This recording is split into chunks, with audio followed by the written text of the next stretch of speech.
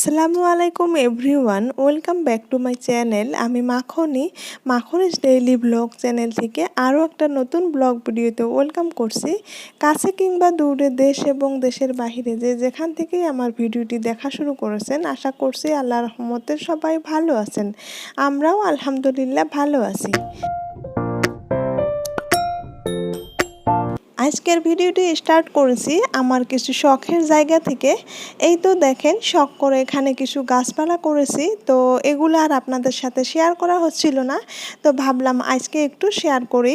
তো সকাল সকালে গাছগুলার একটু পরিচর্যা করছিলাম। তো এখানে আমি দুইটা পুঁইশাক গাছ গেড়েছি টবের মধ্যে। তো দুইটা ছোট ছোট গাছ এনে এখানে আমি গেড়ে দিয়েছিলাম। তো মাশাআল্লাহ, গাছ দুটো এখন খুব সুন্দর হয়েছে, জাংলি দেওয়ার মতো হয়ে গিয়েছে। তো ভাবলাম আজকে একটু গাছগুলো পরিচর্যা করি। গাছে পানি কালকে দেওয়া হয় নাই, তো ভাবলাম একটু পরিচর্যা করে গাছগুলোতে পানি দেই।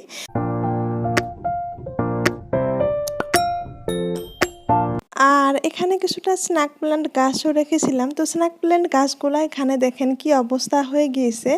আসলে ইনডোরে থাকা গাছগুলো ইনডোরেই কিন্তু সবসময় বেস্ট হয়।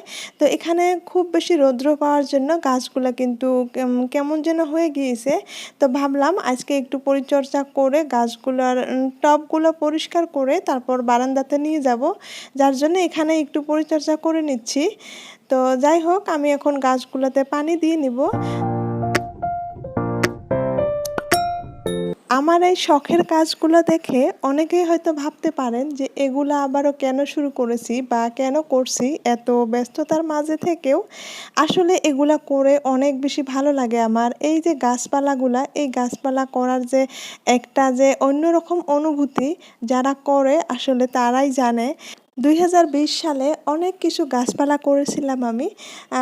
আলু, পেঁয়াজ, রসুন এগুলোও করেছিলাম, লাউ গাছ, যাই হোক অনেক ধরনের সবজি গাছ আমি টবের মধ্যে গেড়েছিলাম। সেই সাথে কার্টুনের মধ্যেও আমি অনেক গাছপালা করেছিলাম। তারপর একটু একটু করে যখন মেয়ে হওয়ার সময় হয়ে গেল, তখন থেকে কিন্তু আমার এই কাজগুলো একদমই বন্ধ হয়ে গিয়েছিল।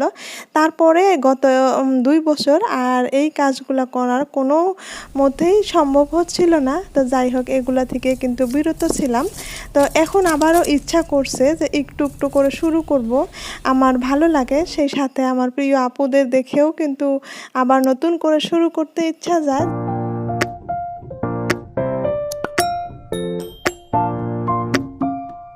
শখের কাজ করতে করতে এদিকে কিন্তু টাইম ওভার হয়ে গিয়েছে।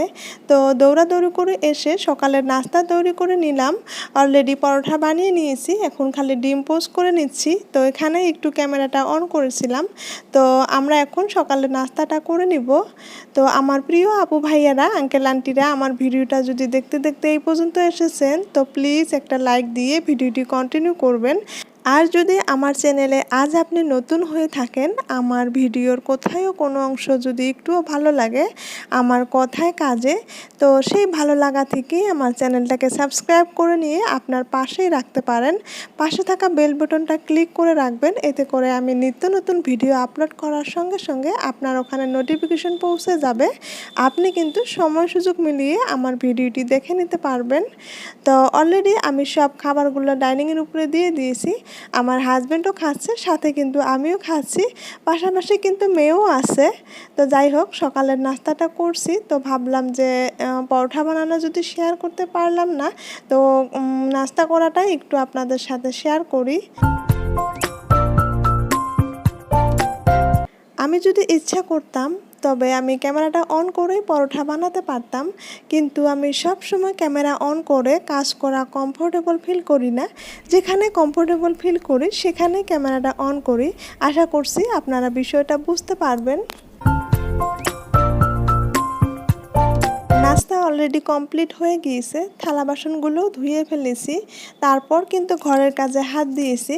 শাশুড়ি আমার বেড কভারটা নোংরা হয়েছিল, তো সেটাই চেঞ্জ করে দিলাম। তো চেঞ্জ করে দিয়ে পাশাপাশি আমি ঘরের সব কাজগুলোই করে নিয়েছি, রুমগুলো ঝাড়ু দিয়ে নিয়েছি। অলরেডি অনেকটা সময় পার হয়ে গিয়েছে। তারপর বেড কভারগুলো আমি এখন ওয়াশিং মেশিনে দিয়ে দিচ্ছি। তো যাই হোক, আমি থাম্বনেইলে কেন লিখেছি যে আমার হাজব্যান্ড 2020 সাল থেকে স্বপ্ন দেখে আমাকে ইউটিউবার বানাবে, তো কেন লিখেছি সেটা এখন আপনাদের সাথে একটু শেয়ার করি। 2020 সালে একদিন হঠাৎ করে আমার হাজব্যান্ড ট্রাইপড অর্ডার করে নিয়ে এসেছে। তো নিয়ে এসে আমাকে বলে তোমাকে ভিডিও বানাতে হবে। আমি বললাম আমি কি ভিডিও বানাবো? ও তুমি যে রান্না বান্না করো তো সেই ভিডিওগুলোই বানাবে, আর আমি এডিটিং করব, তুমি ভয়েস ওভার করবে, আমি ভিডিওগুলো আর কি ইউটিউবে শেয়ার করব। মুঠোতে সে আমাকে কুকিং চ্যানেল খোলার জন্য ট্রাইপড এনে দিয়েছিল। তারপর 2টা ভিডিও করেছিলাম। তারপর আমি তাকে বলেছিলাম যে এগুলো আমার পক্ষে সম্ভব নয়, আমি নতুন নতুন তোমাদের বাড়িতে এসেছি, আমি কাউকে এখনও ভালো করে চিনি না, জানি না, আমার পক্ষে সম্ভব নয় যে আমি ট্রাইপড ইউজ করে রান্না করব। তো যাই হোক, এখন একটু ভিডিও রিলেটেড কথা বলি, তারপর আবারও বলছি। তো সকালবেলায় যে দেখালাম আমি পুঁই শাকের গাছ দুটো কেটেছি, তো গাছ দুটো মাশাআল্লাহ খুব সুন্দর হয়েছিল। তো ভাবলাম গাছ দুটোর আগা দুইটা কেটে নেই, তো কেটে নেওয়ার পর গাছ দুটো কিন্তু আরও বেশি ভালো হবে। পুঁই শাক গাছের মেইন আগাটা কেটে নিলে তারপর কিন্তু অজস্র ডাল বেরিয়ে আসে, তো যার জন্যই ভাবলাম যে আগাটা কেটে নেই, তো তারপর হয়তো গাছটা আরও অনেক বেশি ভালো হবে। তো সেটা কেটে নিয়ে এসে আমি 2টা আলু কুচি করে কেটে নিয়েছি, সেই সাথে পুঁই শাকের পাতাগুলো দিয়ে দিলাম। তো ছোট মাছ দিয়ে হাতে মাখিয়ে রান্না করব। আর গতকালকে মূলার শাক এনেছিল, শাকগুলোও রয়ে গিয়েছে, তো সেগুলোও বেছে নিচ্ছি। তো শাকগুলোও এখন ভাজি করে নিব। তারপর সেই কথাটা আবারও একটু শেয়ার করি। তো হাজব্যান্ডের একটা ইচ্ছা ছিল যে সে একটা চ্যানেল খুলবে, চ্যানেলে কাজ করবে, তবে নিজে কি করবে সেটা সে বুঝতে পারছিল না। তার জন্যই আমাকে বলছিল যে তুমি কিন্তু একটা কুকিং চ্যানেলে খুব সুন্দরভাবে কাজ করতে পারবে, সেই সাথে তুমি ভয়েস দিতেও পারবে, আমার বিশ্বাস। তবে আমি ভিডিওগুলো করব, আমি যেহেতু সন্ধ্যাবেলা করে বাসায় থাকবো, আমি ভিডিও করব, আমি এডিটিং করব, তুমি শুধু ভয়েস ওভার করবে। তারপরেও কিন্তু আমি জিনিসটা মেনে নিতে পারছিলাম না। কত সুন্দর অফার ছিল আমার জন্য, আর আমি কতটা বোকা ছিলাম, তাই না? আমার চিন্তাধারা ছিল আমি নতুন বাড়িতে এসেছি, নতুন মানুষ, নতুন বাড়ি, সব কিছু সামলানো, আমার পুঙ্খানুপুঙ্খভাবে দায়িত্ব পালন করতে গিয়ে আমি যদি এগুলো করতে যাই, আমি যদি দায়িত্বহারা হয়ে যাই, তখন কেমনটা হবে? যার জন্যই আমি জিনিসটা মেনে নিতে পারছিলাম না। সেই সাথে আমি জানিও না যে একটা এত সুন্দর জায়গা ইউটিউব। তো কি বলবো আর, এখানে এসে আপনাদের ভালোবাসা পেয়ে আমি মগ্ন হয়ে গিয়েছি। তো এখন মনে হয় যে কেন আমি তখন হাজব্যান্ডের কথাটা শুনি নাই। তখন যদি শুনতাম, তখন থেকে যদি আপনাদের সাথে আমার একটু একটু করে কানেকশন থাকতো, তাহলে আমার কতটাই না ভালো হতো। এখন হয়তো বা আমি ব্যর্থ ইউটিউবার হয়ে থাকতাম না, কিছুটা হলেও ইউটিউবের বিষয়ে জানতাম। যদিও আমি সফলতা অর্জন করতে না পারতাম, কিন্তু ইউটিউবে কিভাবে কাজ করতে হয় সেই বিষয়গুলো হয়তো বা জানতাম। তো যাই হোক, যেগুলা দিন চলে গিয়েছে তো গিয়েছে, সেগুলা হাজারো বললেও ফিরে আসবে না। তো যাই হোক, বিষয়টা কিন্তু এমন নয় যে হাজব্যান্ড আমাকে ফোর্স করেছিল, জাস্ট আমাকে বলেছিল, কিন্তু আমি মানা করার সঙ্গে সঙ্গে সে বিষয়টা বুঝেছে যে হ্যাঁ, এখন তার পক্ষে এটা সম্ভব না। তারপরে আমাকে একটা বারও সে বলে নাই। যদি আমাকে আর একটু ফোর্স করতো, হয়তো বা আমি কাজটা করেই ফেলতাম।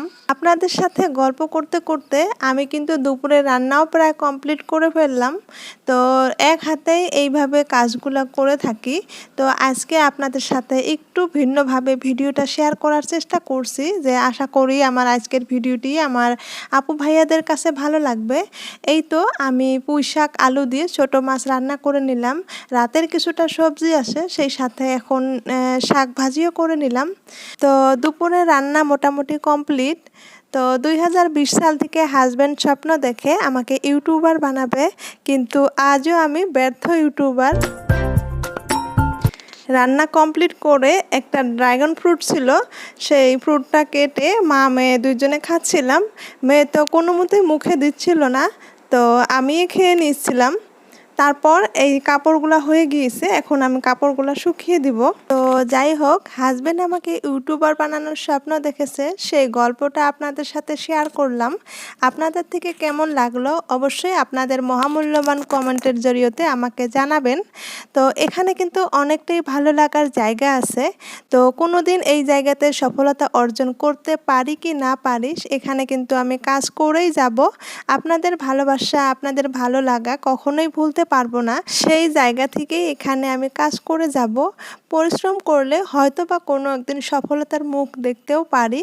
তো যাই হোক, আমার মেয়েকে দিয়ে দেখুন আমি কিভাবে কাজ করাই। তো পরবর্তী কোনো এক ভিডিওতে দেখাবো আমার মেয়েকে দিয়ে আমি কি কাজ করাই। তো আজকের ভিডিওটি এখান থেকে বিদায় নিচ্ছি। দেখা হবে নেক্সট কোনো ভিডিওতে। আল্লাহ হাফিজ।